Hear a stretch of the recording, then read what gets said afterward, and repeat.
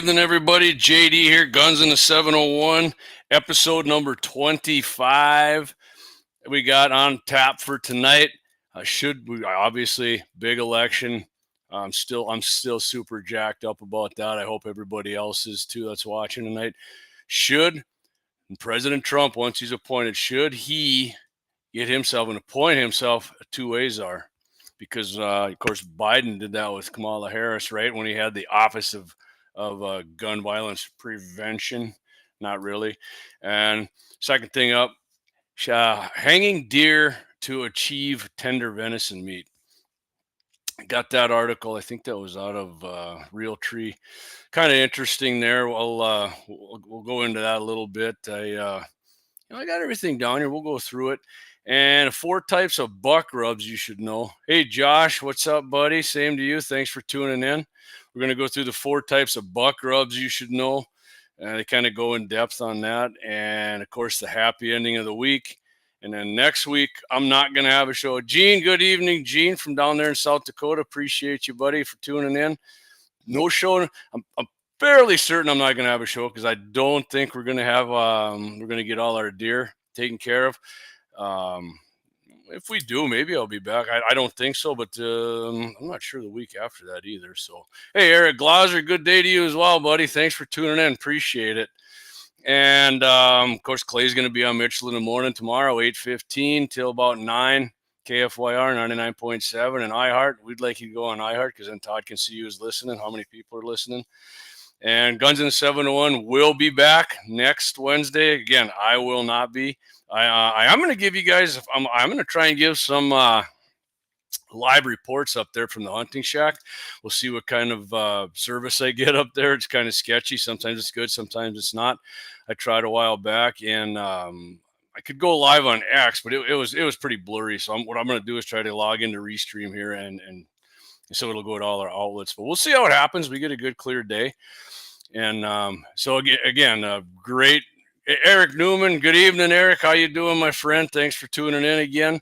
Looks like we got everybody I see. It's coming up on here. I mean, if you're tuning in on Rumble or Twitch or one of our other outlets, there, you can't comment. So if you want to comment, you got to go on to YouTube or the website, not our website, but the Facebook page, which it's Sturm and then all spelled out Guns and the 701.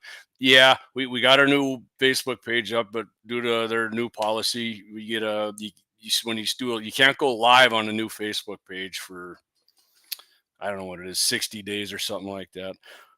Hopefully you guys can hear me here. I got my, I'll check my volume here. Yeah, all right, because it was super loud.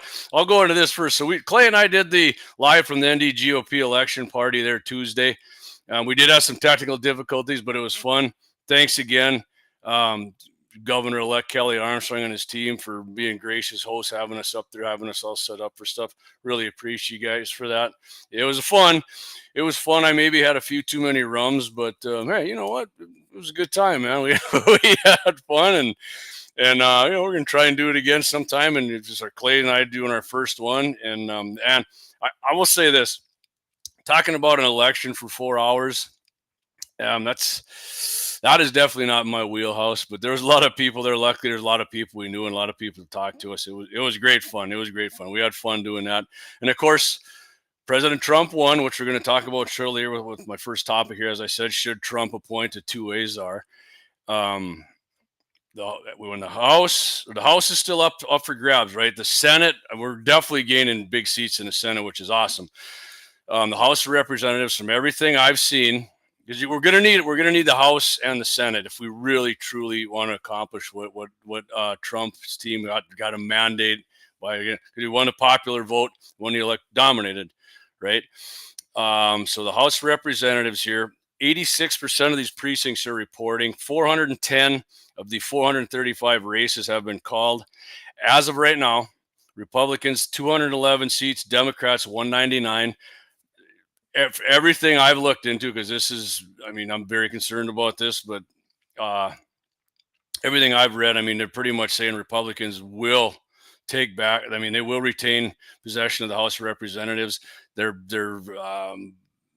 margin of seat dominance they figure it's going to be reduced, and I can tell right here it already is from what it started out. But like I said, as of right now, they got a 12-seat lead, and there's 86% reporting. So there's 410 to 435. They're expected to win and retain their seat. So let's hope that happens, because if that happens, you got the House and Senate. And of course, Trump president, man, I've been hearing some good things. I was listening to KFire before I came in, to some of the things they were saying about securing the border. Now it should be great. So let's get can you guys hear me all right and everything? I want to make sure everything's working right. If somebody does, give me a thumbs up, or you say sound good or something, because I know if you listen to the thing on Tuesday, Clay and I were forgetting to unmute the mics, and I apologize. I talked to Kelly at the end there and I forgot to. Luckily, this thing picks it up pretty good, so we could hear Kelly all right. It wasn't the best, but we had a good interview talking about stuff. So anyway, should Trump appoint a 2A czar?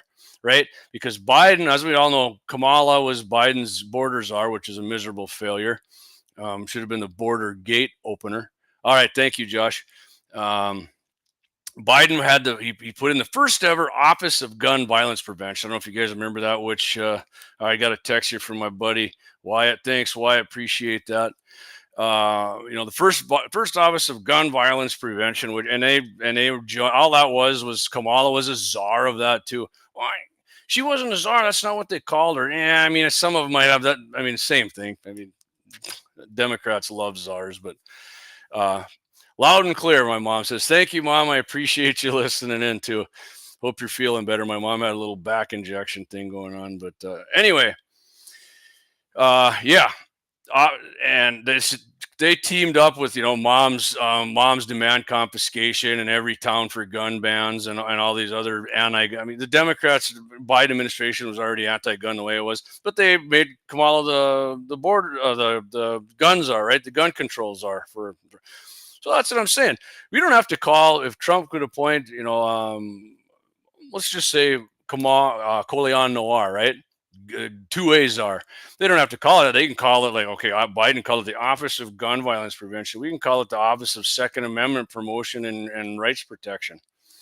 And I don't know, what do you guys think? Right? A lot of people be like, well, that's a waste of money, JD. Maybe, but I like it when we get. The Democrats do it all the time, man. They waste our money and they do whatever the hell they want to take away your rights. And they're out there now. They're doing. Clay and I talked about it, or I talked about it. I can't remember who did. Maybe him and I did on a show. They're putting a bunch of this public land off limits for hunting and shooting, and restricting what you can shoot with if you are able to just copper ammo.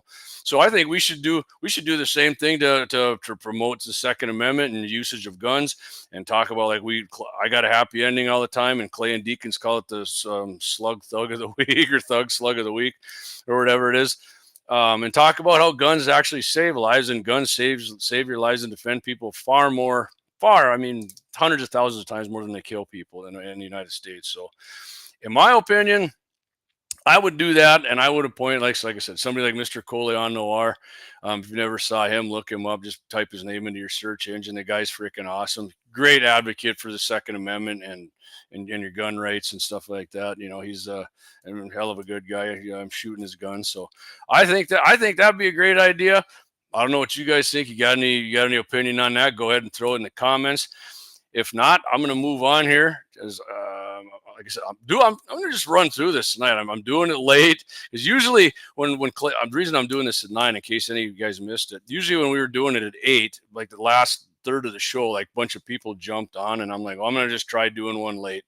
And I thought maybe since a bunch of guys, especially were going deer hunting tomorrow and had the day off, they might be around. But hey, we'll see what happens. If this doesn't work that great, I'll tell you what, I'll go back to 8 o'clock the next time I do it. So anyways, I'll start doing this before we do our first break here. Hanging deer to achieve tender venison meat. I mean, I always thought like people hung deer just to increase the flavor of it, right? I didn't think it had anything to do with it until I got this article out of Peterson's Hunting, not Clay Peterson.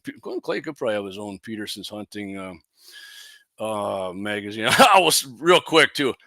Clay really good at breaking down. We did the election thing up there. Like I said, that's not my wheelhouse.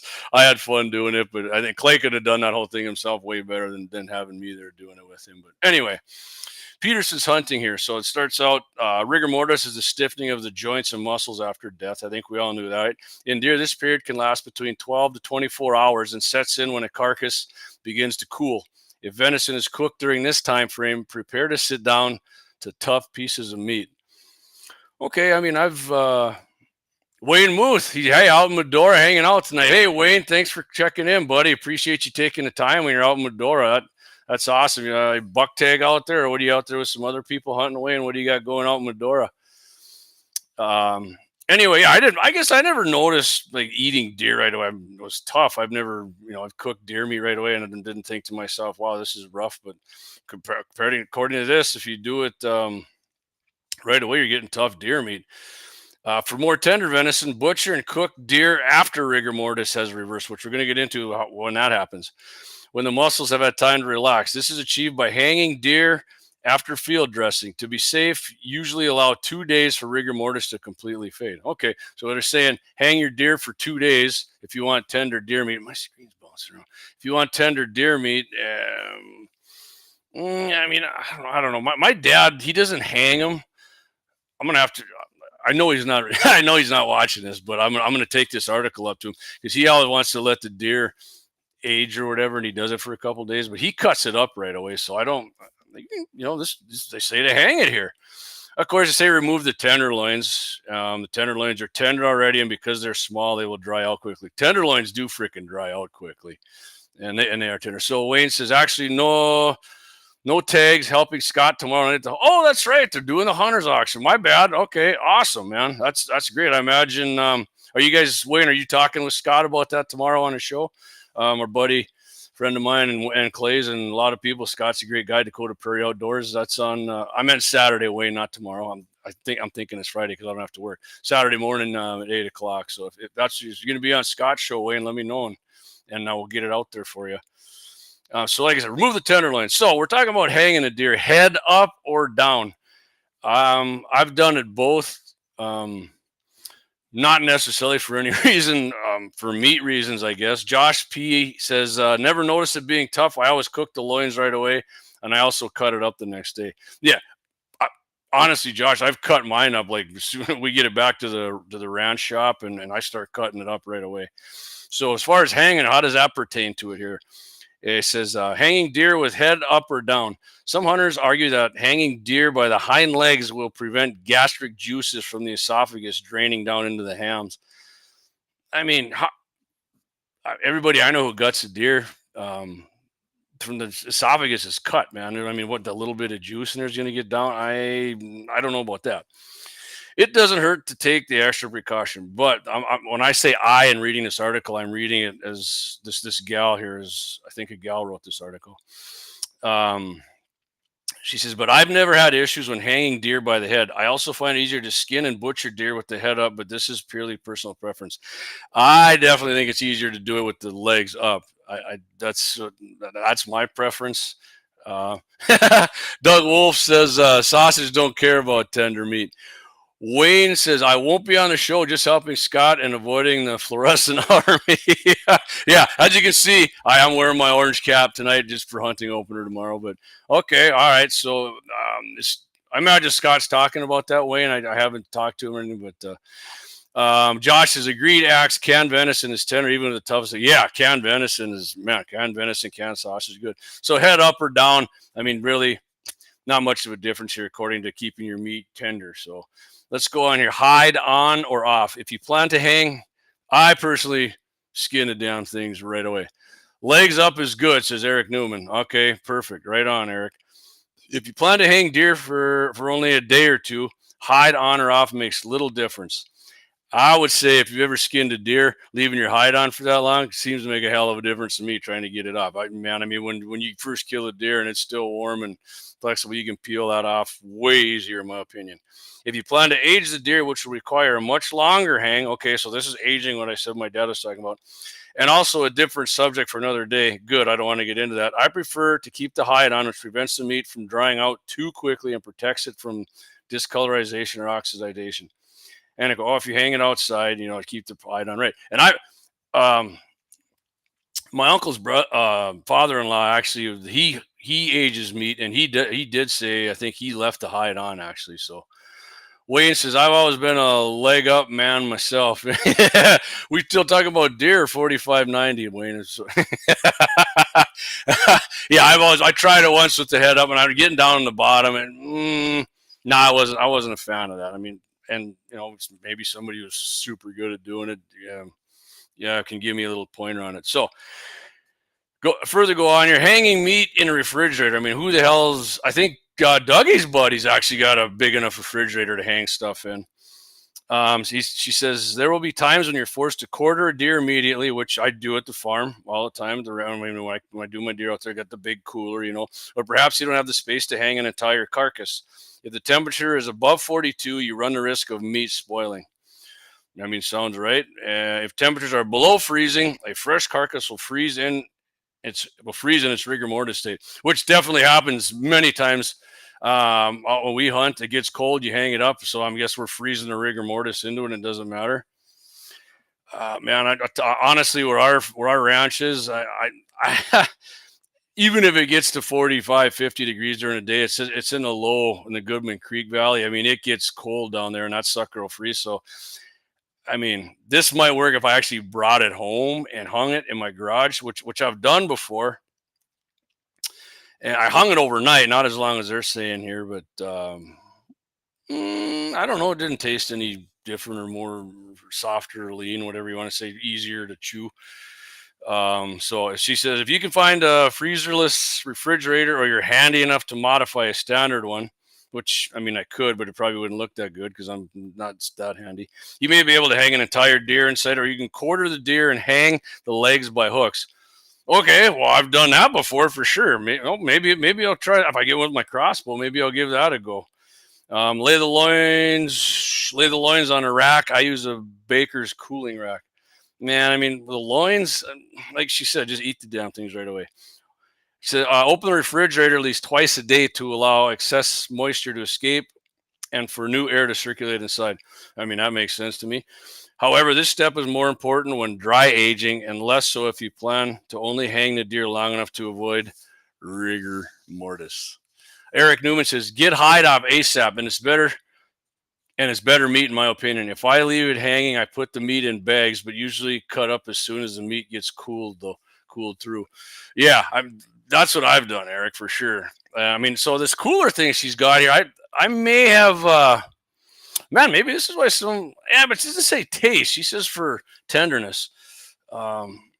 She says, if you don't have an extra fridge, or if you're in a field type situation, it is possible to allow meat to rest in a cooler.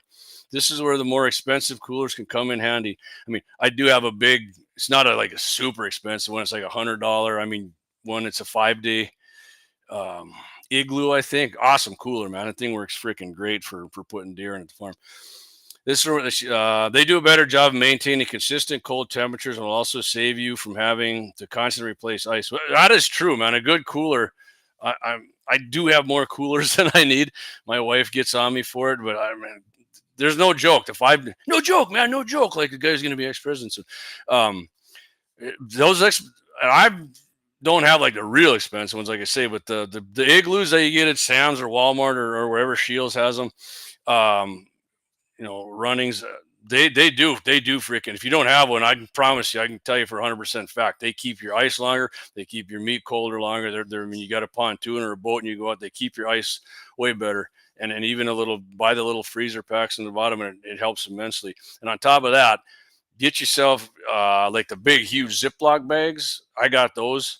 That's I put my deer meat in, and I can actually put the ice bags in, and then makes your ice stay in there longer as well too. So skin the quarters and make sure they're as clean as possible from dirt and debris. Common sense, right? Place the meat inside clean. She says trash bags. Okay, so here's where you could use a big Ziploc bags on top. I mean, these things are freaking huge if you don't know, and they come in handy. Thick gauge. They're thick gauge stuff too. They won't tear easy. To protect meat from ice water. Yeah, ice water, never allow meat to sit in water. I've been reading a bunch about that. They say that's not good for the meat, like the flavor. I should pay more attention because I've done it that way and not that way. Fill the cooler a third of the way with ice and lay the bags of meat on top of the ice. If it's warm, if warm outside temperatures have you concerned, pour ice over the meat. Make sure the trash bag never fills with water, or the food, the meat bag, whatever you want to call it. Close the cooler and place in a shaded area. Yeah, no, obviously. And preferably somewhere with a slight incline with the drain plug open and facing downhill. Okay, well, that makes sense to me too. So, and she says, I do not recommend this method for long-term aging due to the lack of airflow and less than ideal humidity. So, usually I throw these away. Like I said, I'm gonna give this to my dad because that's probably some good info for him. And then a few things I learned on there too that might come in handy. So, I'll tell you what, you guys, we're gonna do our first ad here, and when we come back from that. Let's see. Carrie Lynn says, not sure I'd use the trash bags. They use chemicals in them that aren't food grade. Yeah, exactly, Carrie. Right. And a lot of them they got a freaking weird smell to them too, like trash bags. So I'm definitely on board with that 100%. Well, and these big bags, what I was telling you guys about, like the big Ziploc, they do cost a little more, but I mean, who cares? You can actually, you can rinse the dang things out actually and reuse them, which I have done for sure. And I mean, I think I had a few now from last year that I'm going to use. So, yeah, if I get so, my buddy Trav, who's got his buck tag. Now, Trav, if you're listening, I know he's not. He's doing he's in a cornhole tournament over at 701 Cornhole there in Mandan, I think. I doubt he has them, but he might end up using mine. So, all right. Okay. Totally worth it over. Yeah. Carrie says totally worth it over trash bags. 100%, Carrie. And it's your freaking meat, guys. If you want trash bag scent in your freaking deer meat, because meat absorbs scents. I mean, that's right. And I mean, you put all that time and money into it, hunting. Yes, hunting the deer. I mean, you could do a lot cheaper buying just pork and making sausage, but that's not the whole thing of hunting. But just pay a little extra; it'll be worth it in the long run. But here's our first ad here, guys. Our first double. We'll be right back. We're going to talk about the 4 types of buck rubs you should know about. Which, some of these I've never seen on our place, but we'll get into that shortly. We'll be right back. JD 701 Nation.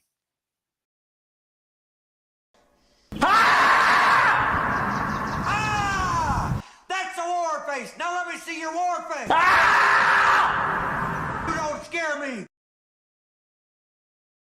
Lauer Auto Repair, located at 309 South Washington Street in Bismarck, North Dakota. Give them a call at 701-258-6308. The team of mechanics at Lauer Auto can take care of any problem your vehicle is having. And when you do business with Lauer, you can be assured you're doing business with a pro Second Amendment America First repair shop. There are plenty of other auto repair shops in the Bismarck-Mandan area. But why take a chance at patronizing a shop that might not have your beliefs at heart? Make no mistake. Lauer Auto is your pro Second Amendment repair shop. When you talk to the guys at Lauer Auto, don't forget to tell them that you heard they are a sponsor of Guns and the 701 and that you appreciate their support of our pro Second Amendment, pro North Dakota live stream and podcast. That's Lauer Auto Repair, 701-258-6308. 701-258-6308. Located 309 South Washington Street in Bismarck, North Dakota. Experience the exhilaration of power in your hands at Bloodline Kinetics. Why Cerakote? Simply, it aids in firearm preservation while also giving your piece a unique look. Barrel threading, NFA laser engraving, bolt handle threading, mount, level, and bore, sight scope chamber, rebarreling, and much more. Bloodline Kinetics is meant to reflect a long American lineage in gun ownership, who stand for the Second Amendment rights, Bloodline, and the science behind gun accuracy. Kinetics. To some, it's just a constitutional right that can go away. To us, it's in our American bloodline, and we believe it should stay that way. Here at Bloodline Kinetics, we understand that hunters, sportsmen, women, and gun owners should have a quality firearm. Stop and see us at 2008 Morrison Avenue 2 in Bismarck, North Dakota, 58504, Monday through Friday, 8 a.m. to 5 p.m. Call 701-390-7997. Visit our website, bloodlinekinetics.com. All right, thanks everybody, and be sure, hey, patronize our sponsors, please, and let them know you heard it on Guns in the 701 or right here on 701 Nation, because hey, that's how we keep the bills paid around here. We don't make we don't make a lot of money. We make enough to pay the bills. Clay and I enjoy doing this, getting the message out and doing what we can for the Second Amendment hunting and promoting North Dakota way of life. We hope you guys enjoy it. So get out there and support our sponsors, please.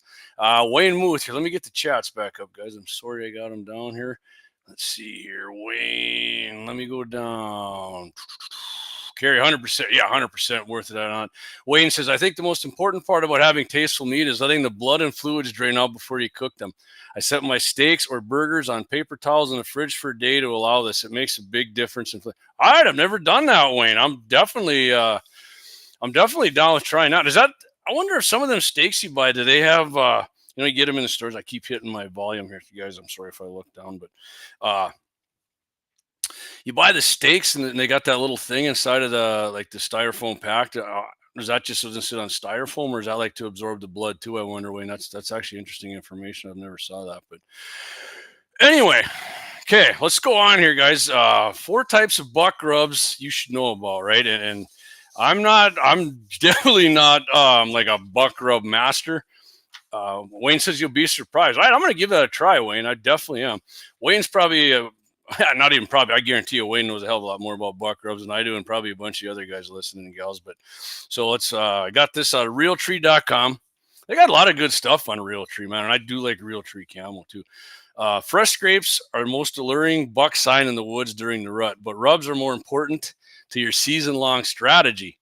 So, yeah, I've never really put it in my strategy. I mean, I see a buck rub, right? And I'm like, oh, there must be a big freaking buck around here. Look at it. And you see a lot of them. And so a dude says, here's how to place value on your 4 types, right? So we got, and 4 types. Let's go with the right away, the ordinary types. And he's got he breaks it down into like trees, the skinny, the hunting value, and the tactic. I mean, it sounds like a lot of shit here, but it's not, it's not as long as it sounds here. So, and even, I mean, of course, I interject and make it longer than it should be. But so number 1 here, the ordinary rub, pine or cedar tree, 2 to 3 inches in diameter, or a hardwood sapling. So these 2 to 3 inches at our place, that would be Carigana shrubs. And I mean, they freaking deer freaking love Carigana. I don't know if a lot of people know that. I got a burp here. Pardon me.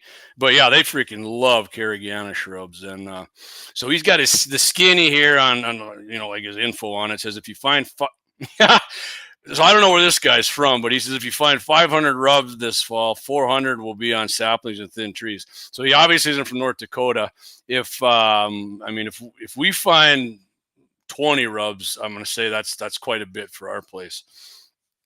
Anyway, yeah, some studies show that bucks prefer to blaze ordinary rubs on aromatic cedar or pine trees. Like Scott Bachmeyer told me once out at their place, he said they love to rip the shit out of cedars.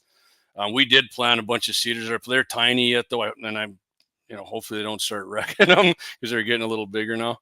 But Carrie Lynn says the bucks are shredded our Carigana trees out at our farm. So yeah, they love Cariganas. And so if you're I always tell people this, like if the Cariganas aren't very attractive looking trees, and I mean they're not going to block a whole lot of wind. But if you want deer and pheasants, freaking love them too. Pheasants love them too. I mean, not obviously to rub on them, but yeah, deer love freaking rubbing Cariganas. Eric says we don't have 500 trees. LOL. Yeah, Carrie said I got you, Carrie. I know what you meant there, but so to continue on here, some studies show that bucks prefer to blaze ordinary shrubs. Okay, I got that, but they also readily thrash almost any sapling. True. If you plant it like a tree, I planted some cottonwoods and they get a little big. I'm like, man, that's going to be a nice tree. And then I forget to wrap it and come back, destroyed. Ordinary rubs pop up in September and continue through the rut. 6-pointers or a giant 10 might rub on them. Okay. Hunting value, he says low to moderate. Scattered ordinary rubs don't mean much, but clusters of 20 or 30, again, that's 20 or 30. I'm just breaking it back down to here in North Dakota. I mean, we got like on an edge of a tree row, let's say 400 yards long at our place. I mean, it's not out of the ordinary to see 6, 7 of them on there, down just like one side. Okay. So he says clusters of 20 or 30 in a small area tell you buck or bucks are using that spot. One of the deer might be a shooter. I would agree with that because I got game cameras there and I see more than one buck, and I tell you this too. I've seen big bucks more than just my eye out scouting or driving around on the side by side or whatever. Don't have them on my camera, but I know they're there because I've seen the suckers. I don't know. They have to know where them cameras are because I never get them on there. Tactics. So here's how he says how you hunt these things. I'm not a big believer in rub lines. Ted Nugent's I know Ted Nugent does, but sometimes rubs reveal a pattern. For example, if 70% of fresh ordinary rubs are blazed on the side of a ridge, I'm saying blaze. He must mean Wayne. If you're still listening, blaze. I mean that's the side. That's where they rub on it, right? As he blazed it, So I mean that's what I think it means. You can surmise a buck or bucks are side hilling rather than walking on the ridge top or down in the bottom. Hang a stand on a bench or flat on the hillside. I will tell you right now, I've never seen a buck rub on the hillside out of our place, and we have big ravines, and I mean, yeah, they're not on a hillside. They're either in the ravines or on the tree on the tree lines. That's what we got. So that's the ordinary rub. Next type here, the rut rub. And he says they're going to a hardwood tree to 3 to 5 inches in diameter. I would also say a 5-inch diameter tree is probably the biggest diameter tree I've ever seen rubs out at our place on. And my dad maybe seen them. I mean, or my uncle. I mean, I'll ask him tomorrow if he has, but I've never have. So the skinny, look for these shiny big rubs to start popping up in your woods 2 or 3 weeks before the peak rut. So peak rut, I mean that should be coming up in 2 or 3 weeks. So we should be seeing them opening weekend here. They might have been made by a resident mature buck that is frustrated and ready to breed, or provide clues of a vagabond 8 or 10 pointer that has come from some miles, expanding his normal range to sniff does. Hunting value, he says these rut rubs, high value. This is a high value for you to hunt. So the tactic, the more shiny, thick rut rubs you find, the better. Strike quickly. Look for the wildest, most secluded cover in the area. You'll likely find more rubs there because that's where Mr. Big stages a lot. Set a stand where the wind is right and hunt it late in the pre-rut and into the peak. All right. Well, I'll tell you what. If I see one, like I said, I got a bow tag, so it goes late into the rut because the rut does go past rifle. I mean, I've noticed it goes past rifle season. Sometimes real strong, sometimes not. So signpost. Let's move on to the next one. I got 2 left here. Signpost. The trees, he says, cedar, pine, hardwood tree, or fence posts, 5 to 8 inches in diameter, even larger. Never, ever in my life have I seen in our place or in that area or heard from anybody signpost rubs. Seen plenty of pictures of them they just get on a fence post or a signpost and rub the shit out of them. Never seen that. Mature bucks blaze huge signposts in high traffic spots where other deer can see them and veer over for a look and smell.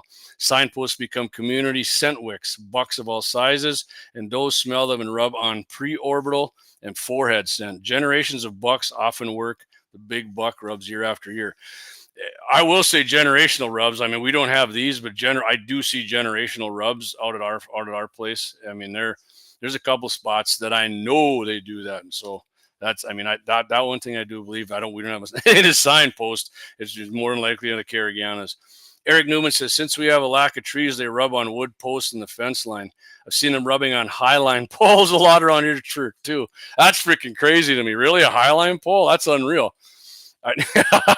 I'd love to see a freaking deer do. If you've never seen a deer like in a wild doing a rub, it's freaking great, man. They go absolutely berserk on them. They get really aggressive.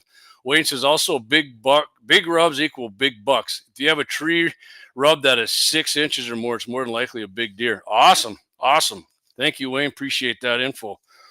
So this guy says the hunting value, he says, are moderate here for the signpost. Tactic says, he says, I have never set a stand over a signpost per se, but I've hung plenty on ridges and in bottoms with huge rubs. Many bucks will cruise through a signpost area some days this fall, next hunting season, and the next. Okay, so they're right here. Through their patterns, they will be unpredictable. So like a generational, he's coming back, right? Still, if you hunt a ridge or creek bottom with multiple signposts, you always have the chance to see and shoot a big buck. So like creek bottoms, I've never seen a buck rub in a creek bottom ever, and Goodman Creek runs right through my dad's land, my uncle's land now, and never. Up north, they got my cousin and my uncle's got another quarter up there. And maybe, I mean, when the water's running through, there might have been some on this big side, kind of like at the bottom of this big side hill. But I don't know. Me personally, never seen it. I don't know about you guys. And I grew up around Apple Creek, and I wasn't much of a deer hunter when I was a kid, but I knew what a buck rub was. I never did see anything like that. So the last one here is he calls it the violent rub. Let me get Eric's comment first. Stick a wood post out in your place, Jamie, and I bet you will get deer rubbing on it every year till he rubs it in half. Just like in the middle of nowhere, Eric. I mean, where do you think I should put it? I'll do that for sure. I'm going to keep it away from the livestock because the little heifers and bulls will be rubbing on it. But yeah, I mean, if you just saying like right in the open, I do have a couple places in mind. If that's what you have, let me know in the comments. And anyhow, let me get on to the violent rub here. So appreciate everybody tuning in. I just seen we had a big jump in viewers. Appreciate you guys tuning in. If you missed the first part of the show, we went over should Trump appoint a 2 Czar. I think he should, just to tweak the shit out of the leftists. And then we went to a hanging deer to achieve tender venison meat. If you miss it, you can go back and watch it. Of course, when it's over in the podcast, it'll be up on iHeart or any other podcast platform. And now we're going through the 4 types of buck rubs you should know, and then we're going to have the happy ending. And then I mean, we're going to go through some. We're going to go. I usually go an hour just here. If we start talking some deer opener and shit, I'm definitely down for that. I'm up for going a little longer because I'm not going to have a show next week. I'm going to be hunting. So, all right, but let's get through the buck rubs here first. The violent rub: sapling cluster, low cedar branches, or thick bushes. The skinny, a dry brown thrashing of a brush or branches is weeks old, and it's no value to you, he says. Scout for a second volley of thrashed or snap saplings or bushes, some yanked out of the ground. Can't say I've ever saw that either. From about October 20th until November 15th, as bucks prowl and thrash to vent pent-up sexual energy until the first does pop into heat. Yeah, I mean, pent-up sexual energy is a thing, not only in deer, for sure. Hunting value, heist is high during the rut. The violent rub, that's high. That's your high chance of killing something there during the rut. Tactic, he says, what you should do, you should hunt on a ridge or in a creek bottom. Hunting on a ridge, man, hunting ridge has never done much anything for me, but maybe that's just in our area. You should hunt on a ridge or in a creek bottom with fresh, ripped bushes and branches now through mid-November. The horny bucks that made these violent rubs are on a prowl, and one might slip up during daylight. Yeah, okay. So, I mean, when he's talking about these violent, I mean, I've seen these other than the things yanked out of the ground. And I mean, I've seen them, big bucks going nuts on them through my spotting scope at a distance. And yeah, and I mean, I've seen them a few times. I didn't have a buck tag, which sucked, or I did have one and it was the wrong kind of deer. But yeah, if I'm definitely going to keep some of these in mind if we see them. Most of the ones we see are not. There's a big pasture out at our place, a section and a half that we rent out, and I usually don't see a lot of rubs out there. It's usually away from the cattle, and it's more whitetail country for sure, by the alfalfa fields, and maybe that's why. Because maybe you guys notice something different. I don't see mule deer get as aggressive on rubbing stuff as whitetails. Like I said, that could just be me. But for sure, I've seen muleys do it, but nothing like a whitetail does it. I mean, I've seen muleys get aggressive, but I mean, as far as and we got way more mule deer at our place. As far as seeing way more rubs where all the mule deer are, nope, I haven't seen that. I'm not saying I'm right. You guys maybe have seen something different than me. But Brian Warner, what's up, fellow MBE? Joining a little late, no problem, Brian. Better late than never, my fellow MBE. As you well know, you can go back and check out the first half hour of the show, which I'm sure you will, because you're a great American, my friend. Eric Newman says, when I hunt in the hills or mountains, I'm hunting 3/4 the way up the hill. Yeah, that for sure, Eric. I have definitely see that all the time at our place. But as far as like right on top, very seldom. I mean, I'll see a muley doe now and then, just like standing up there looking over everything. But very seldom have I seen a buck do that, muley or whitetail. So I mean, if they take off running and they go like a whitetail run a couple miles and stop and turn and look, I have seen that. But that's it, Schmidt, for that. But all right, guys, tell you what we're gonna do. Let's hit our we're going to hit, right here. Yeah, maybe I might have just figured something out here that I screwed up on a bunch of other times. But we're going to do our second break here. We're going to do our long one. If, in fact, I can find it here. Bullet headliner. Nope, not that one. I know Clay's got it on here for me. But, yeah, we're going to come back after this one. We're going to do the happy ending of the week. If you're new to the show, the happy ending, it definitely involves a firearm in a case of self-defense. But we'll come back and talk about that, and then let's get into some North Dakota deer open. Rifle season opens tomorrow.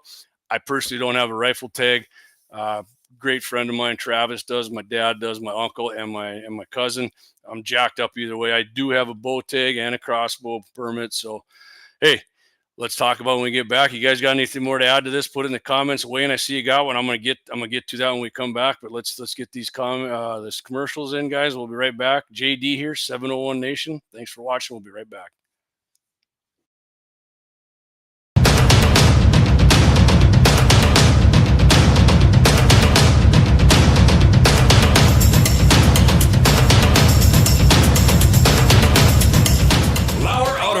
Located at 309 South Washington Street in Bismarck, North Dakota. Give them a call at 701-258-6308. The team of mechanics at Lauer Auto can take care of any problem your vehicle is having. And when you do business with Lauer, you can be assured you're doing business with a pro Second Amendment America First repair shop. There are plenty of other auto repair shops in the Bismarck-Mandan area. But why take a chance at patronizing a shop that might not have your beliefs at heart? Make no mistake. Lauer Auto is your pro Second Amendment repair shop. When you talk to the guys at Lauer Auto, don't forget to tell them that you heard they are a sponsor of Guns and the 701 and that you appreciate their support of our pro Second Amendment, pro North Dakota live stream and podcast. That's Lauer Auto Repair, 701-258-6308. 701-258-6308. Located 309 South Washington Street in Bismarck, North Dakota.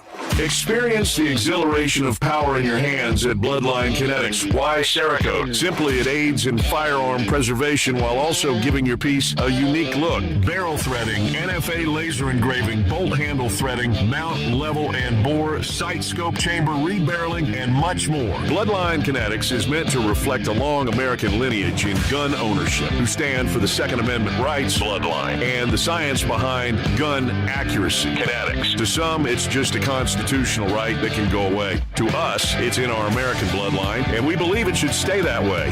Here at Bloodline Kinetics, we understand that hunters, sportsmen, women, and gun owners should have a quality firearm. Stop and see us at 2008 Morrison Avenue 2 in Bismarck, North Dakota, 58504, Monday through Friday, 8 a.m. to 5 p.m. Call 701-390-7997. Visit our website, bloodlinekinetics.com.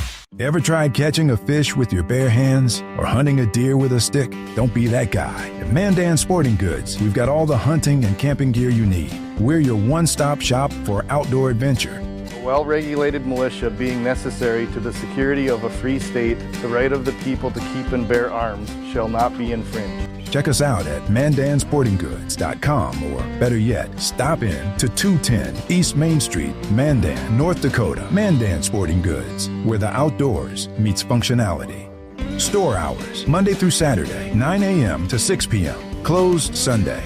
Take up arms at Mandan Sporting Goods. Your adventure starts here. Looking for the best gun gear for every and any situation? Little Angry Man Arms LLC has you covered. Top-notch guns from top-name brands like Winchester, Glock, Sig Sauer, and Ruger to essential extras from Magpul, Streamlight, Hollow, Sun Optics, and more. Little Angry Man Arms LLC have everything to make your shooting adventures a success. Visit littleangrymanarms.com today and gear up for your next big hunt, competition, or home defense. Don't miss out on our exclusive deals. Little Angry Man Arms LLC, based in Trail City, South Dakota, your ultimate hunting partner. Discover the world of firearms at Bismarck's Double H Gun Shop. With a wide range of products from handguns to rifles, we cater to all your shooting needs. We are your local gun experts. Not only do we sell firearms, reloading supplies, targets, and whatever your heart desires, but we also have a ton of knowledge and answers. We shoot, we hunt, we compete, we reload. It's been the Howard's way since 1976, and we ain't fixing to change anything. Visit our website at hhgunshop.com to browse our inventory. Double H Gun Shop, Bismarck's best new and used firearm, reloading supply, gunsmithing, and sporting goods store. Double H Guns. Double H Guns. 1021 South Washington Street, Bismarck, North Dakota. Call 701-223-4888.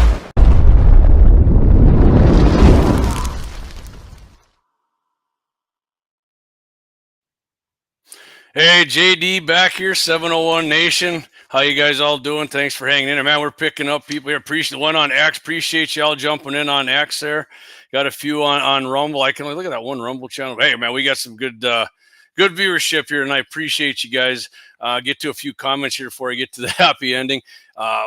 Eric Newman says, Eric's down there in South Dakota. He says, muleys go ape shit on sagebrush out here. Yeah, I guess I've seen muleys work some brush over pretty good, but as far as trees, not really. Like I said, it's fun watching them. Wayne Moose says, I personally don't hunt rubs because they're so random. It's much better to hunt scrapes, which are checked on a regular basis, and they can be very productive. All right. Okay. See, the scrapes I see on our place, we cut this big trail down the middle of the tree row years ago. It was so overgrown because it was part of the homestead.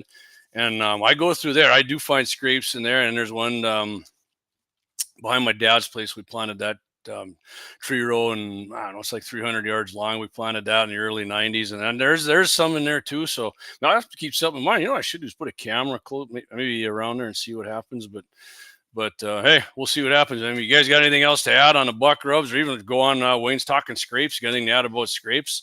By all means, I'm throwing the comments here, and we'll get to it. So, but till then, after that, like I said, we'll talk a little deer hunting after this because tomorrow's opener. But happy ending of the week. I'll give away the ending right away here because that's how the story goes. Got it from usacarry.com. Hialeah, Florida. I think that's how you pronounce this. In an early morning incident on November 2nd, heated dispute over a tire repair ended in a fatal shooting at the intersection of West 2nd Avenue and 29th Street in Hialeah. Hialeah police reported that a mechanic, 29-year-old Brandon Hurst, shot and killed 36-year-old Michael Lope Montes de Oca after the latter reportedly brandished a machete and threatened him. Yeah. Good evening, One Shot Cap. Thanks, buddy. Thanks for tuning in. Yeah, somebody pulls a machete out. Yeah, I don't want to lose an arm or anything else for that matter. That thing just cut me. Machetes there's some brutal weapons. Okay, I got a question. I'm going to finish this. I see I got a question here on my text message. So according to police, the altercation began around 1:30 a.m. when Montes de Oca contacted Hurst, who operated a mobile tire repair service, to assist with a flat tire. Upon inspecting the tire installed by Hurst, Montes de Oca noticed that it was a used tire and became highly agitated. I mean, maybe I had a question. I don't know if I'd have got pissed. At least you're getting your tire fixed, but who knows? Police stated that Montes de Oca grew, quote, irate, accusing Hurst of deception and escalating the situation with verbal threats. Lieutenant Eddie Rodriguez of the Hialeah Police Department explained that the dispute quickly intensified when Montes de Oca retrieved a machete and advanced toward Hurst in a threatening manner. I mean, yeah, that'll definitely escalate a lot of shit when you come at somebody with a machete. In response, Hurst, fearing for his safety, understandably, drew a firearm and fired multiple shots at Montes de Oca, who was pronounced dead at the scene when police arrived. Hurst was detained by police for questioning, but was later released after authorities determined that the shooting appeared to be a case of justified self-defense, given the immediate and deadly threat posed by the machete-wielding assailant. Yeah, I mean, what do you want to do? Take on a guy with a machete with your freaking bare hands? I mean, come on, man. Or just take off running. Oh, the guy runs faster, and then he spines you with the damn thing. Nah, no. The guy did exactly what I believe he should have done. I mean, maybe he did something ratty with the used tire. I don't know, but I don't know if entails bringing a goddamn machete out on him for it. Should have called the police before then, said he's ripping you off. I don't know. Carrying a firearm for personal protection can be crucial, especially for workers like mechanics handling late night service calls. I know we got a mechanic watching this because he's one of the sponsors of the show and a good friend of mine.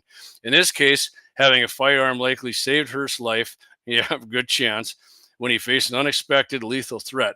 Without the means to defend himself, the outcome could have been far different. Yeah, he might have been like the deer meat we were talking about earlier, right? Hey, you don't want to get shot? Don't whip out a machete on somebody when it isn't necessary, and you won't get shot. So, a happy ending of the week. The mechanic lived, didn't get hacked up or cut by a machete, and he's still fixing people's cars and tires for a living, helping out society. So, all right, I'm going to get into that. I got a text here. He says, my buddy says, what are scrapes over rubs? Like a rub's what you get on your tree. I don't know if that's what you're asking, Wyatt. And a scrape is like, it's a round, just like a piece of dirt. I don't know. About the size of this, size of this paper, but maybe like a 10-inch plate gong on a gun range. It's just dirt. They rub their hoofs. They rub it down to dirt, and then the little gland in their eye, they stick that sucker on branches. It sounds weird, right? You're going up to a branch and shoving that thing in your eyeball, and then it leaves their scent there. And I'm not sure if they, if they blow their nose or something on a thing on the ground. If Wayne's listening, maybe he'd know a little more about the scrapes on the ground. That's all I know. I'm more of a rub guy, but we'll do my homework on it a little more. Yeah, Guns in the 701. Yo, MVEs. That's my partner, Clay. How you doing tonight, Clayton? Thanks for jumping in. Axe Doug Wolf says, I'll take my Shop 45 over a machete any day. Yeah. One shot cap, Trump train, exclamation point. Absolutely. You missed the first part of the show, Cap. We talked about that a little bit. We can definitely talk about a little more Trump here. I'm like I said, the show's probably going to go a little longer tonight because I don't have one next week. Eric Newman says, scrapes, they piss in it. Okay, I did not know that either. Okay. And, and another thing, too, you get your deer and you got a good pair of gloves on. Make sure they're not pissing on the, what do you call the inside of the thing on their legs there that they got? Because you will ruin your gloves, and getting that deer piss out, it's probably not going to happen. I've ruined a few good pair of gloves. The names escape me. It's a dark spot around about that round on the inside of their legs. They piss on them, and they stand there, and they'll rub them suckers together. And I think it's like their cologne or some shit when those are around, and let the other bucks know that they're ready to frickin' rock, maybe too. Guns in the 701 says, been a long day and evening. Sorry I wasn't able to get on till. No problem, buddy. No problem. Yeah, you're running the ranch. I'm not. You had shit to do. Totally understandable. But so what do you guys, like I said, I don't have a tag. My buddy Trav does. He got the big 308. Hawks is the gland. Okay, Eric Newman. Eric's a taxidermist down there. Grizz is taxidermy in South Dakota. Hawks gland. Yeah. You don't if that thing's really super dark and black, do not grab that. I would try not to grab their back legs at all, unless you got some gloves you don't give a shit about. One shot cap, tarsal gland. Right, there you go. That's what I've heard it called. One shot's the tarsal gland. Gene Cox says, if we're using the same term, a rub is where they fight trees and get velvet off. Yeah. That's what we're talking about. To me, that's what a rub is, when they rub on the trees. So, and I think we're all in the same. I think we can all agree that is when they do it to the tree. But yeah, the tarsal gland, man, that sucker, that thing stinks ultra bad. Wayne says, scrapes are digs in the dirt made by bucks by their feet and antlers. They squat in them and piss. He said pee. A little more vulgar than Wayne. When does are ready to breed, we'll pee in them and be close by. Bucks check them. Oh, wow. Okay. I didn't know that. I never knew that, Wayne. Bucks check them from the downwind side. So, all right, a doe comes by and lets them know, hey, I'm ready to make a couple fawns for next year. And hopefully that buck's got some good genes, very large antlers. So yeah, that's cool. That's good information, Wayne. Thanks. I appreciate that. I never did know that. So, but yeah, my buddy Trav, he's using the good old 308, baby. 308, 150 grain soft points. Haven't seen any shooters that we would shoot. I've seen some from a distance. Look, we kind of thought initially they were pretty good, but And they had nice forks, but they're so whippy, man. When they got them real thin antlers, to me, that's not really worth. That's not worth shooting them anymore. When I was younger, yeah. Or like I said, I've said this before a bunch of times. If you're a young person or your first deer, your first couple years of deer hunting, man, you're so anxious to get it. And some people might think it's bloodthirsty, but man, you want to kill it, man. I mean, you get that in your brain. Your first deer you see, you want to shoot it. And it is exciting. Or like, what I tell you, maybe someday I'll be in this shape, older. You got some kind of terminal illness, and for sure. Then I probably wouldn't care. You just some people don't get it. It's fun shooting deer.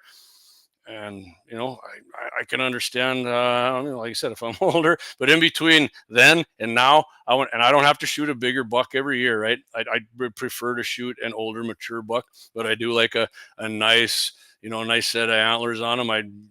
Anything small anymore, it just does nothing for me, nothing at all. So, Gene Cox said, should go without saying, don't put doe urine on you. Derek says, I've pissed in scrapes and deer will come in and piss on top of your piss. I think it pisses him off. Another rail. Oh my God. I'm going to try it. If I see one, I'm going to go look. I'm actually going to actively look for one this weekend. And if I see it, I'm going to piss on it just to see what happens. Oh, that's funny. Do a little messing around with the Sasquatch kind of thing there. So hey, I've actually learned a lot of stuff, and I'm glad I brought this up. This is a pretty informative show for me. I enjoy this kind of stuff. Brian Warner, doe tag for Mama Joe and me, 6'5" Creed for Mama, and 270 for me this year. 270. I thought you were a Creed man too, Bri. Yeah, man, nothing wrong with a 270. Honestly, if I didn't have a bad wing here at 270, I would probably be shooting a 270. 270s are freaking badass. 6'5" PRC, like Governor-elect has, and my neighbor guy there, his dad, man, is the 6'5" or 7mm PRC. 7mm PRCs are awesome too. Okay, Brian says usually a 25-06. Curious, why would you go to a 270 from an odd 6, Brian? I don't blame you for it. I'm curious. A 25-06 is badass too. I love the 25-06. That's when I got back into deer hunting. I shot my dad's, and that thing worked freaking like money. Real accurate. It's what is that? A 25-06 is pretty much correct me if I'm wrong. Gene, you're listening. 25-06, 270 neck down to a 25 caliber, right? And 25, man, you don't see the 25-06 very much anymore. I think my dad's the only. Brian got off of it now too. He's on the 270. My dad will tell you since he's gone to the Creedmoor, no regrets whatsoever. He loves it. Super deadly with it. I mean, he just drops deer in his tracks with that thing. So, and Gene says I loaded up some 150 grain 30-06 for the fun. Might try one out. Right on. What kind of bullet you running, Gene? I know Eric. I picked up some odd 6 117 soft points for you. Did you try those out? What kind of accuracy or whatever you're getting with those? It was it one box or two? Yeah. And Clay bought, what did Clay buy? He bought a whole, I picked him up over Mandan Sporting Goods. I think they were flat base too in his 270, which is weird because most people shoot, and flat base are just as accurate, but Eric Newman, that's right, 300 rum for my whitetail buck, and using God's cartridge on one doe. Nobody knows what God's cartridge is. It's 223 Remington, baby. Eric knows that, yeah. And a 30-30 on my other doe. Sweet. And 30-30, Eric, you're using like 117 grains or something like that, or 130. I remember you had it on a 2-8 day at Axes there.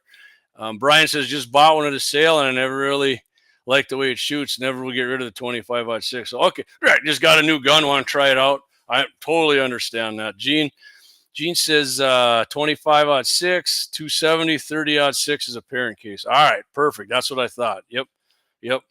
And I always kid around like a 270. I say it's a mini mag because it's so freaking. My buddy John shoots one, and if you didn't see that on our Facebook page and on X, I've been putting a deer pick up every day, and biggest one, I mean, point wise, maybe even size-wise, you shot at our place is 181-inch muley buck and 270. I mean, John's been using that since he got into hunting. Used his brother-in-law's years ago, and that's what he got. Looked one up for him, and man, he's been slaying with it ever since. Eric, 30-30 is 130 grain. Okay, right. And Gene says Hornady interlock basic deer bullet. Right, they work great though, right, Gene? I'm getting back to the basics of the soft point bullets, man. I don't know why, but they've been freaking working great for me. So Clayton Peterson, guns in the 701. Hornady 130 grain soft point interlock. There you go. Yep. Man, Clay bought a pile of them suckers too. I think he's good for all because I'm not sure how he does a whole. I don't know a lot of guys who do a whole lot of target practice with the 270 because I think after 30 rounds, I mean, even if you're a big guy, you might be going, makes that 270 money guns in the sea. Yeah. And if you didn't see the Deer Rifle Steel Challenge, Clay shot pretty damn good with it out there. Eric Newman says, I haven't gotten those 25 cal bullets sold yet, but you picked them up. Yep, exactly. I mean, the Sierra, the Game King, their soft point bow tail Game Kings, and then, man, awesome bullets. And that's what my daughter used on her buck was those bullets. And, I mean, held together. Work like money, man. Not be afraid of shooting any size buck behind the shoulder with God's cartridge and then those 55 grain. I think my buddy John, his son's got a doe tag. He's going to be going out, I think, Monday, and he's going to be using some we loaded up 62 grainers. He's got a longer barrel, and those babies are going about 3,000. So that's going to be freaking hammer time. One Shot Cap says cow elk taking 270 shoots, 130 grain soft points. Yep, right. And I think we mentioned that, Clay. I don't remember if we were on Mike Bell's show there, Dakota Mornings, or if it was election party when I asked you. You said Clay uses 150s on elk with a 270.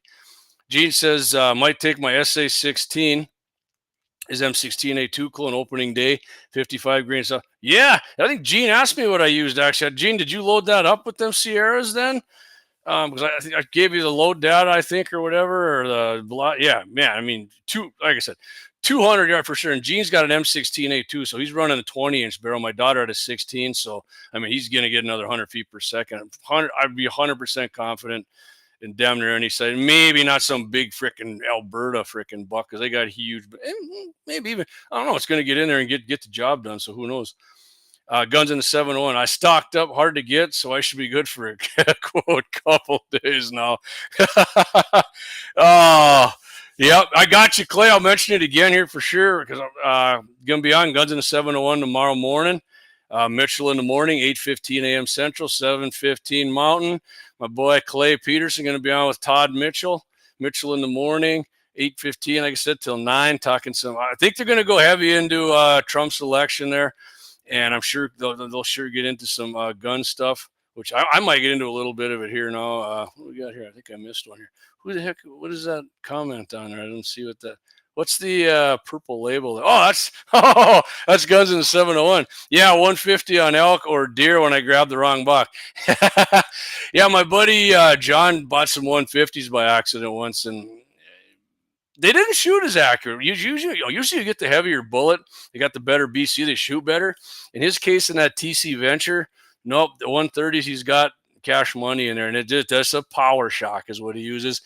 And I think Federal uses Hornady's interlock bullet on that too. But Eric says I'm using the 55 grain Barnes TTSX, so it's a tipped something. It's a bow tail tipped all copper, and my 223 on a deer. And I want to see. Whoop! I got somebody another comment that sniped me out here. I got to go now, and I want to see how they perform at longer range. Yeah, Eric. I mean, like we talked about that at the last Prairie Dog contest. You should bring that up and run that baby through some gel at some range. That'd be a great test for us to do out at Axe's place. Gene says I took a 7mm08 back to Hornady. 139 bow tail soft point, 6.5 Swede, loads them babies up with a 140 bow tail soft point. But yeah, and my dad's used the 140s Sierras in his 6.5 Creed. I mean, just hammer time with that 6.5 is deadly, man. The sectional density on that bullet's awesome. 7mm08, Gene's definitely. I think Gene actually calls that God's cartridge. I mean, it's awesome, man. You get more velocity out of a 3.0. Just 308 neck down, right, Gene? 7mm08, and you get a little more velocity with, and the bullet's got a little higher BC, so that's pretty sweet. Gene says a 55 grain soft point Federal factory. I grabbed some herders, 55 grain herders made by Winchester. Okay, I've shot herders before. I had nothing Nothing wrong with Herder's ammo and soft point. I mean, 55 grain soft point. That's great hunting around for the 223. All right, guns in the 7-1. I just mentioned going to be on Mitchell in the morning tomorrow at 8:15 a.m. Central, 550, 99.7. Just get the iHeart app and listen on there so Todd knows how many people are listening. He said they're going to talk election results.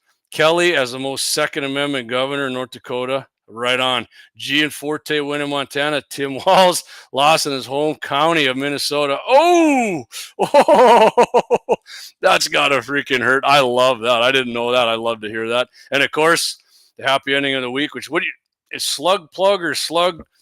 I'm sorry if I'm getting it wrong, Clay. I know it's something you guys got a different name for it. I mean, I think you just call it happy ending of the week too. I like saying happy ending of the week.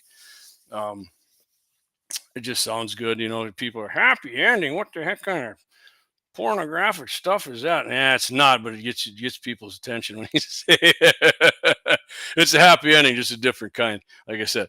Yeah. Anyways, Clay, I can't remember. What are your boys using for deer? I think a 243, and Leighton was going to use. What was he going to use again? Because he liked that 270 of yours. Is he going to shoot that? Wayne said he's using the 180 grain 300 Win Mag for moose, man. And that is right there. That is a freaking hammer right there. 180 grainer, 300 Win Mag. Oh, yeah. Yeah, that's awesome, man. Not that I just take if you shot a deer with that, I'd just take the life right out of him. Harris was a camel toe, and now she's a moose knuckle. That's a one-shot, Caps. Oh, that's funny. Yeah, and speaking of moose, she could handle the 300 Win Mag for sure. And guns in the 701. Landon is a 243 and Leighton is a 7mm 08. Perfect. I like that too, man. 243 still to this day. A lot of people don't. I wonder if the 6.5 didn't kind of take over in that area of, I don't know, killing power or whatever you want to call it for that. I don't know. It seems to me, because a 243 seemed like it was a hell of a lot more popular before the Creed came out. And like I said, I do have a 6.5 Creed. It's still got to get threaded, but got it at Double H Gun Shop. And, Bloodline's got to thread that, but he's going to have his machine up here in January at some time. I don't need it because I'm not, I don't have a tag. So I got my crossbow, and I might carry. Heck, I don't even got to bring my AR with. Actually, or any 223 because my buddy Trav's got his up there. Might as well blow his ammo up, and that's sweet too. He's got a silencer co. I can't remember what on there, but man, that thing's a sweet baby. He won this upper from some coyote website. He's been lucky winning stuff. He's been real lucky getting deer. He got a 4th year in a row. I think he's got a buck tag. So Gene Cox says at Wayne, the loading is good for bulldozers and freight trains. Yeah, I mean, if dude rolls up on you with a killdozer and you got the 180 grain 300 Win Mag, I mean, you blow that right through the freaking blade on the front. I mean, it seems like if anything, it'll knock the bulldozer back just a little bit for a second to give you time to jump out of the way. I had a 300 Win Mag back when I got back into deer hunting. I started back into the 25-06, and my buddy convinced me what you need is a 300 Win Mag. No, I shot that thing. I like to shoot a lot, and I'm like, there is no freaking way I'm shooting this freaking cannon. No freaking way. And I didn't. So I'll tell you what, we're going to do one more double ad here, guys, for some of our sponsors, and then we'll come back and we'll finish this baby up here a little bit as soon as I get my stuff up here, because it's all right, here we go. Double ad. Where you at, baby? Where you at? Come back to me. We'll be back. Double ad. Right. All right. Okay. Here's the last double ad. We're going to come back. I'll tell you what, it's been going for an hour and 8 minutes. We'll come back. We'll go I'll go another 5-10 minutes unless you guys got some stuff. Put it in the chats and we'll hit on it. Because I'm ready to talk for another 20 minutes at least. So if not, we'll hit on a few things and I'll end the show. So hang in there, guys. We'll be right back. JD 701 Nation. That's right. That's a war face. Now let me see your war face. You don't scare me. Lauer Auto Repair, located at 309 South Washington Street in Bismarck, North Dakota. Give them a call at 701-258-6308. The team of mechanics at Lauer Auto can take care of any problem your vehicle is having. And when you do business with Lauer, you can be assured you're doing business with a pro Second Amendment America First repair shop. There are plenty of other auto repair shops in the Bismarck-Mandan area. But why take a chance at patronizing a shop that might not have your beliefs at heart? Make no mistake.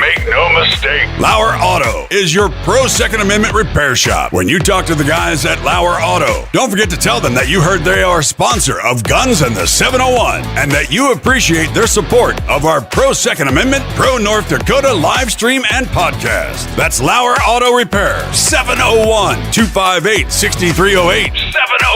701-258-6308. Located 309 South Washington Street in Bismarck, North Dakota. Experience the exhilaration of power in your hands at Bloodline Kinetics. Why Cerakote? Simply, it aids in firearm preservation while also giving your piece a unique look. Barrel threading, NFA laser engraving, bolt handle threading, mount, level, and bore, sight scope chamber rebarreling, and much more. Bloodline Kinetics is meant to reflect a long American lineage in gun ownership, who stand for the Second Amendment rights, Bloodline, and the science behind gun accuracy, Kinetics. To some, it's just a constitutional right that can go away. To us, it's in our American bloodline, and we believe it should stay that way. Here at Bloodline Kinetics, we understand that hunters, sportsmen, women, and gun owners should have a quality firearm. Stop and see us at 2008 Morrison Avenue 2 in Bismarck, North Dakota, 58504, Monday through Friday, 8 a.m. to 5 p.m. Call 701-390-7997. Visit our website, bloodlinekinetics.com. Hey, JD back here, 701 Nation. Appreciate you guys. Man, we're killing it on. I love it. I love all you guys on. I love everybody listening, but I love it. You guys on X are loading it up for us. That's freaking awesome. Love it. Again, wow, what's your big deal with X, JD? X lets you do free speech. Clay and I got it. I mean, I wish we could say some more stuff, but we're going to our other platforms, YouTube, Facebook. They'll freaking snipe you for just talking about your sponsor sometimes or putting stuff up there. It's ridiculous. Love X. Not only that, Elon helped this guy out right here, $32 million a month, which even though that's an insane amount of money, guess what? Donald Trump was buried in spending by the left. I mean, Kamala spent like a freaking $1 billion, and they're bitching about Elon being. Thank God for Elon Musk and X and Rumble too. We got Rumble guys, but yeah, thank you guys all for listening. This is freaking great. I'm gonna get to a few of these comments here. Oh, by the way, Bloodline Kinetics, Clayton got his he's got his AR back. Thing looks freaking sweet. I call it the pimp AR. You want to check that out? You can see a picture of that on our X page, and I got it up on our new Facebook page. You don't know what that is yet. It's just GAT 701. Go on there. What does that mean? Guns and the 701. You go on there, a picture of it on there. You got pictures of our deer. Can't wait till we can start live streaming to that sucker here in a while. But I think we got like 40 days or something yet. But all right, I'm going to get to some of these. I'm going to go get some of these comments here. Eric says, love the 180 grain bullets. They are hard hitters. That's what I use in my 300 drum. Yeah, when Eric was shooting the deer gong at Axis at I think it was 500 we did the Prairie Dog Steel thing, you could definitely tell that thing hit hard. Wayne Moose says, Austin toasted his moose with it in moose and moose. I almost mixed them up in October. Suppressed is the only way to go. Absolutely, Wayne. Absolutely. If you don't shoot suppressed, hey, and guess what? If we retain the House and the Senate, we might be able to get the hearing protection. We got the Senate for sure. Like I said, almost a certainty we're going to have the House as well. It's just by what margin. But we can pass Hearing Protection Act. Bye goes that stupid $200 for every suppression. That is freaking ridiculous. Brian Waters is going to take a break on Saturday evening, and we're going to check out the Fallon County Wild Game Feed in memory of Stan Wagner. Right, and that's Scott Bachmeyer was going over there, and Clay had Big Jake and Scott on to talk about that a few weeks back. I'm pretty sure Gene's going. Wayne, are you going to that one too? I mean, that's a pretty big deal there. They make a lot of money up for that. It's a good deal to go check out. I'm in Golden Valley. That's like a 3.5 hour drive for me. And yeah, man, deer season's my Super Bowl. I'm up there with family and friends, so I won't be partaking, but I will be listening to Scott's show Saturday morning. Okay, here, Gene Cox. Let's get down here what Gene's got. More trivia. 6mm 244, 257 Roberts are derived from the 7x57 Mauser. Excellent rounds, for sure. I couldn't agree more. But since that whole World War II thing, Mauser cases are hard to get for a while. Yes, they were, Gene. Yeah. Clay says we talked for over 4 hours Tuesday. This is nothing. LOL. Well, Clay, before you got on, I said, sitting there talking election, probably not in my wheelhouse. I was glad it was packed, man. There were so many people there talking. It was a great time either way. Had some good interviews at the end with Kelly, and Clay was talking to Jeff Magrum was on there, and we talked to a whole bunch of people. We had some difficulties. I mean, some of it's kind of hard to watch and listen to because of that, but it was fun. It was fun. I'm looking for. Do it again for sure. We'll do it again 100%. Clay says Harris' campaign is now $20 million in debt too as of today. Yeah, I did hear that. They went through $1 billion and they're $20 million in debt. And Trump team Make America Great Again put foot to ass big time. Clay needs a matching pimp suit, is what Doug Wolf says. Yeah, he does. That's actually a good idea, Dougie. Trump will sign the Hearing Protection Act. Paul Ryan tanked it last time. Yeah, Paul Ryan did tank it. And Turtle McConnell said, I believe he said, don't even freaking bring it up. Don't even waste your time because I'm not going to do it either. So I don't know, Clay, John Thune. Thune gets it there. And it looks like he's going to be leading the Senate. Him or can't remember the guy from Florida. Wayne says, I think I'll make it there. Lots of guns. Right on. And so curious if you guys are thinking. I went to the NRA banquet, had a great time there, and just like getting guns. I think Clay and I have talked about doing another raffle through his buddies down there at I can't remember the name of it in South Dakota. The shooters down there, but I was thinking maybe instead of a gun, just let me know what you guys think about this. Like some nice, like range finding binoculars, some SIGs or something, that range out to 5,000 on targets and 3,000 on deer. I mean, right. I mean, a lot of people now, it's a nice winning a gun, but they're always giving away guns. Either that or like a nice HD spotting scope with a tripod or something like that. I don't know what you guys think of that. Maybe night vision or these night binoculars you can see. And, I don't know. I'm just curious. I just think everybody's giving guns away, and I'm down with trying to give away something else, or maybe we work something out with Grizz, full head mount or something. I'd be way, as of right now, I'm probably more apt to getting in on something that would give away something like that, especially if you got a buck tag or something, man. Or Eric does more than deer. He does everything. Get yourself a coyote and get whatever off. I'm just throwing stuff out. I don't know what you guys think about that idea. I think my idea is freaking great, man. Yeah. But yeah, so like I said, guys, next Wednesday, Guns in the 701, we'll be back. Clay and I were busy, and Deacons has stuff going on. So Wednesday, Clay just took Wednesday off. It was a late night. Clay and I never got to bed till 3 a.m. After, and by the way, anybody's listening, thanks to everybody who kept bringing Clay and I double talls there at the GOP convention or the GOP election party. I did appreciate it, but when I rewatched them, I was like, yeah, man, I probably had a few too many, but I was having fun. So and they were tasting good. It was good. Oh, we got a beep in here. I think we got my man Clay on here. Let's see what's up, buddy Clay. What's up, Clayton? I got you on the little man screen there. What's this one? Let's go this one. There we go.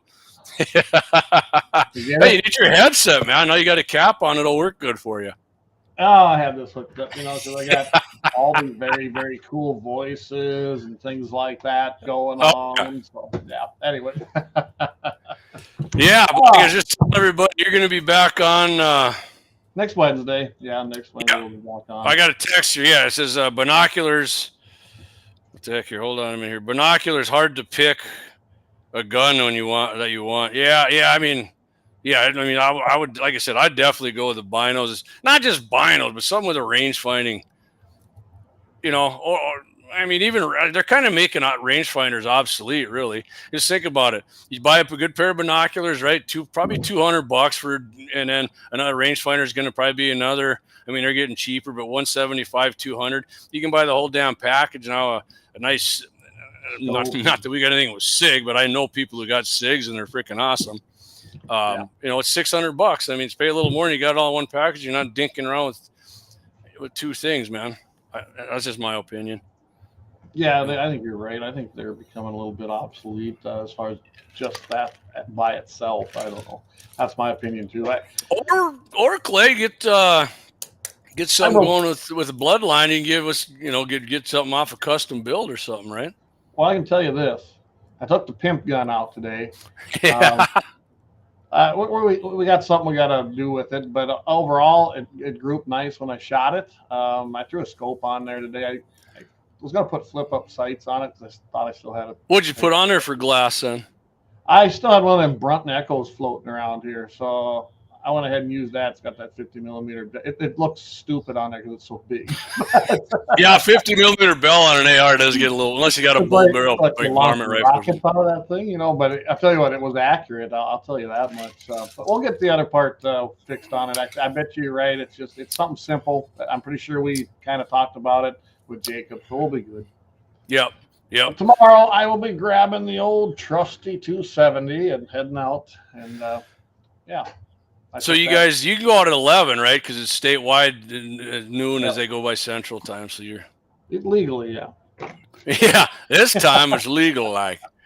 So you and the boys are going out. Are they out of school then, Clay, or are you going to pick them up later? No, we got 4-day school week here, so so it's technically. Oh yeah, because there's no school. My wife's a teacher, and I'm like, yeah, real smart of me to remember that one, right? So technically, that is a national holiday out here, you know. Yeah, Kelly doesn't even have to do that. I don't know if you got the end of the interview there, and I did ask him about making that a state holiday, and he's like, I don't know if I can swing that, but he sounds like he's all on board with the state gun. He wants us to run a few polls so we can get it narrowed down, and I said, well, we can definitely do that. So. Oh yeah, so yeah. Start thinking about it, guys, and I'm sure it's going to be like everything. I think what's going to happen here, and me and you talked about this, we're going to come up maybe with 5 guns. We'll take some input from friends and people we know. Just I kind of know what I'd like to see on there. I know you do too, Jamie. One gun we both agree on, but then we'll take a little survey of that. So yeah, I mean, don't hesitate to send us your ideas, because I know what's going to happen here.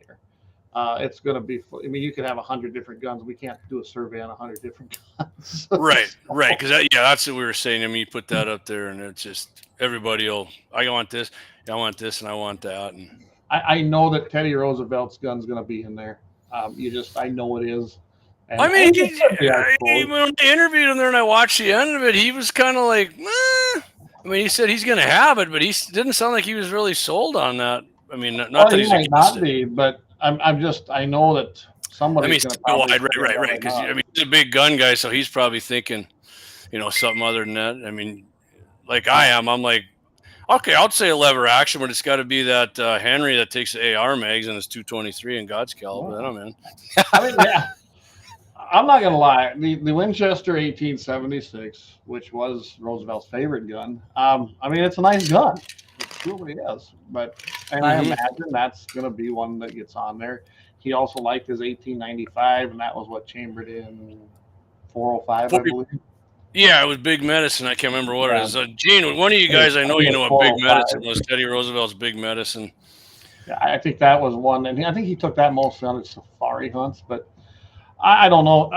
I imagine that'll be one of the guns that'll be included in the poll for sure. But. Like I said, I think America's Rifle's a good one to have in there. That's definitely going to be in there. Hey, you never know. That might just end up being. I love tweaking liberals. Because he said in the interview, he said maybe we can do a handgun, a rifle, and a shotgun. We can have 3 different. I mean, because everybody's got one, you might as well set the standard. We can go 3 different kinds, right? Hell yeah! I mean, Kelly's on board. I'm telling you, we're going to talk about this tomorrow. I just sent the stuff off to you, and I even sent it to Michael. I thought he'd like to hear about some of this too. And hey, Michael said I should be the gun czar if Kid Rock can't do it. What's that? Michael said I should be the gun czar if Kid Rock won't do it. Trust me, we'd be a lot better off if I was gun czar. Hey, Michael gave us a good shout out today. He was talking with the game and fish guy, and he says, "Hey, you got to talk to guys like JD and Clay Peterson and Kelly." He says, "You got to talk to these guys; they know what they're talking about." Yeah. So if Kelly's listening, he usually re-watches if he isn't listening live. If North Dakota needs guns, you got the team right here. There you go. There you go. Hey, we'll work in tight conjunction with the governor-elect to be Second Amendment advocates and guns. North Dakota's gun czars. I think I'd make a great game and fish director. I'm on. Yeah, man, that would make for some great and interesting meetings.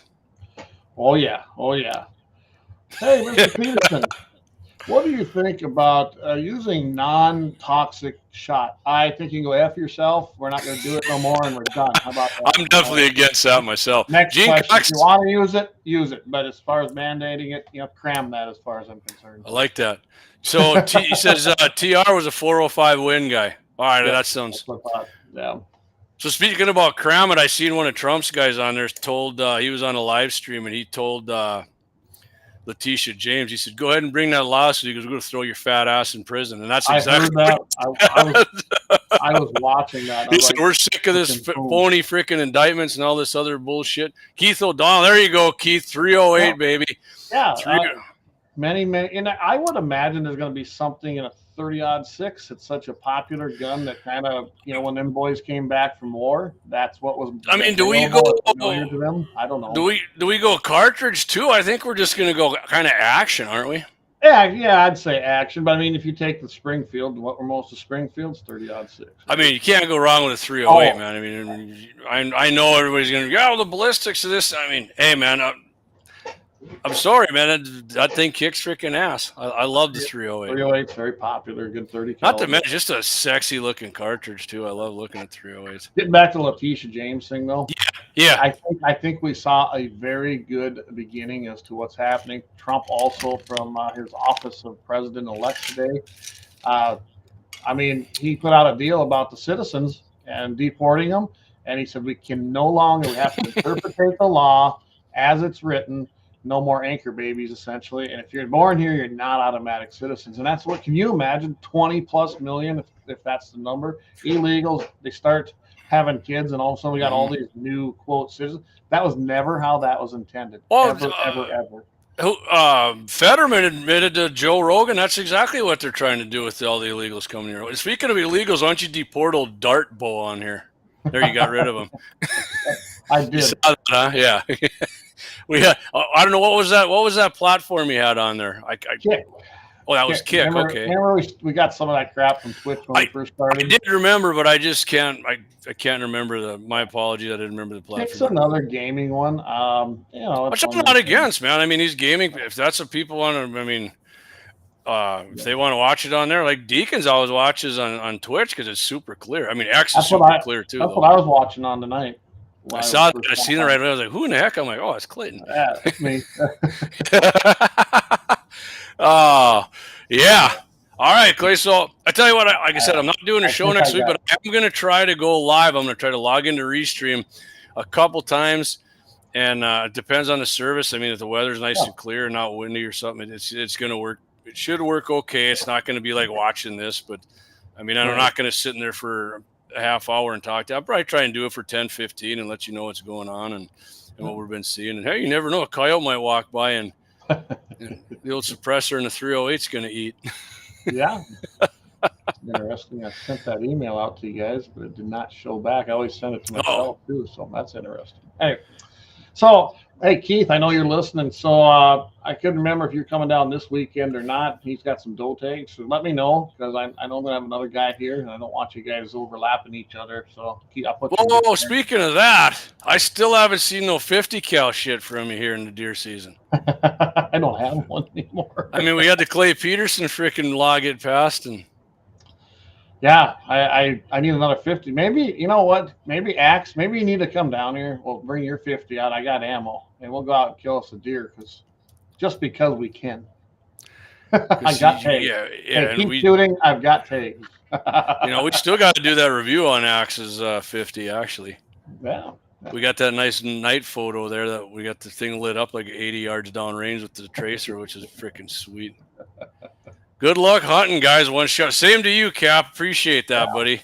Absolutely. And everybody, hey, I know it rained like a son of a bitch here in Bismarck, but if you're going out west, nothing happened in a lot of them counties, including ours. So don't be driving off road, man. I mean, if you got to go out and get it and quarter it in the field or whatever, do that, because you light something up, it's going to go up like a tinderbox. Yeah, I can tell you right now, we got some rain here. We had about an inch out of that last deal. It's still dry. It's plenty dry out there yet. So, yeah, take it easy, guys, when you're out there. Please, if you're out in them areas, don't park in the middle of a freaking road, and don't park even off the side of a big, steep ditch. Please drive up a little ways and find a good place to Yeah, I had the glass one, though. Oh, my God, there was a moron out there today scouting, and I tried to be as nice as I could. I mean, this guy, he was in the middle of the road, and he wasn't moving, and so I stopped and said, hey, I said, would you be able to pull over to the side or something? He got pissed off. It's like, you're blocking it. I said, you got trucks hauling hay, and there's still guys hauling hay around there. I said, well, somebody comes over the hill and rear ends your ass, then what? And where he was at, he'd have got right in the front end. Mm-hmm. I mean, he was on the side. He was up on, like, you're going to get hurt. I said, I'm not trying to be a dick. I'm not telling you to leave. I said, you were, Clay. I said, you can go. I even told him, I said, yeah. So drive up there, and I don't do this very often. I said, park on that approach because that goes into my land, and that's fine. Just park there and glass that government ground. But I said, get off the road, please. Yeah. It's unbelievable how they don't. So what'd you think of my Trump? I think Trump should appoint a two-way czar, Clay. Just like we should get appointed to state two-way czars. I'll tell you what, you really tweak because if they did it here, Kelly did it, it'd be czars. You'd have two of them actually appointing. Yes, that's right. We'd have a good one. We'd be good, wouldn't we? I just, if I had that kind of connection to talk to Trump, I want the 4473 changed back for the simple fact they've got now your pronouns on it, which just burns my ass. It's bigoted anyways. You got to say if you're non-white Hispanic, right? And top checking white. Let's get all that changed back. And, there's so many things. The Hearing Protection Act, I think now and we're going to own the house. We are. It's just going to be by a slim margin. So I think the Hearing Protection Act can get through. We had the votes last time, but Paul Ryan killed the damn thing. We owned the Senate and the House and the White House. And Trump should put it on my desk and I'll sign it, and they wouldn't even bring it up for a goddamn vote. So I think we can get it done. I think there's going to be enough pressure. I think if you look at things right now, even those rhino commie bastards I can't stand that are in the House, they got the message. We won the popular vote. Trump won resoundingly. I mean, I don't want to lose their sweet job there. Yeah, I mean, I know you and me and Michael and even Kelly were like, hey, 306 electorals. I still think it's going to go beyond that. They haven't really called everything just yet. But, hey, I don't care. It's going to be over 300 when we're all said and done. And Let's see if anything changed in the House here. Nope, it's still 86% in, 410 to 435. Republicans 211, Dems 199. Yep. I think we're going to end up there about a 3 to 4 vote majority. It makes me uncomfortable, but I'm not happy about hearing about Thune possibly being in charge. So I asked that earlier. I don't know if you were on yet, but what do you think of Thune? Is he on board at the HPA? I have no clue anymore. That guy is not the man he was. I helped elect. I don't like Thune. I heard Charlie Kirk today talking about when he's up for re-election. They're talking about maybe we ought to throw about 100 people, staff members in South Dakota, get a primary challenge and just get him out of it. And I think if anyone could do it, it's Charlie. I mean, South Dakota's not that big. And I think that's a fantastic idea. He was talking about throwing a rally either in Rapid City or Sioux Falls and then kind of kicking it off and defeating him. I think he's up in 2028, I believe. I think Rhino Rounds is up in 26. Both of those senators are horrible.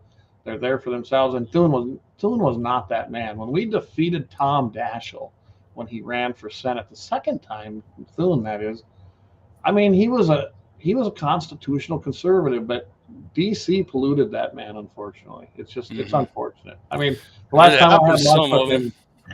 time I had lunch with him in Lemon, I said, John, I can't. That's when I worked for Henry. I said, I can't give you my support. I know I used to help and work out things with you on the campaign, but I said, I can't give you my support anymore. And I haven't heard a peep out of him since. So that tells you what he thought. I mean, we obviously weren't friends because even though I was speaking of that, who cares?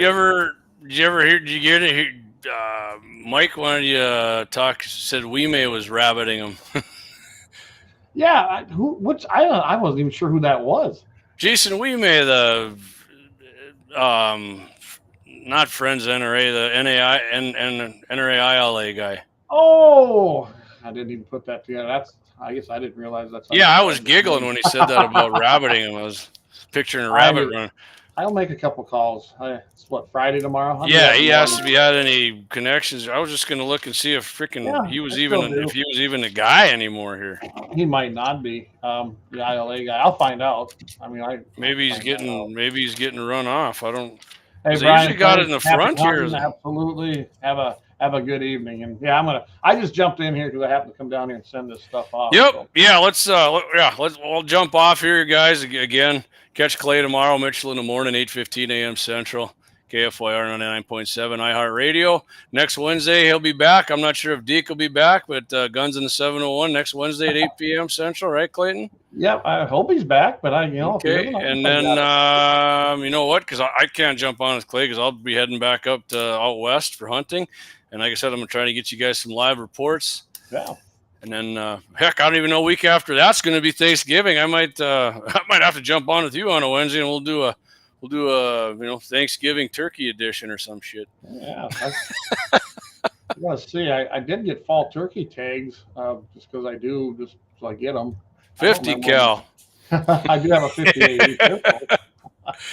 All right, guys. Thanks everybody for having good viewership here tonight. Appreciate you guys participating. Everybody have a safe and great hunt, and feel free to send me and Clay send us your pictures, man. We'll post them up there and we'll get a little brag board going. Love doing that. Love seeing that. So appreciate you guys. And Clay, what do we want everybody to do? It's still just important to keep your powder dry, everybody. So have a great weekend. Go out there and get a nice deer or get a doe for the freezer. I mean, enjoy the hunt. Remember, this is about a heritage and taking your kids out there and family time. It really is. And that's what I love about it. So keep your powder dry, everybody. We'll catch you next week.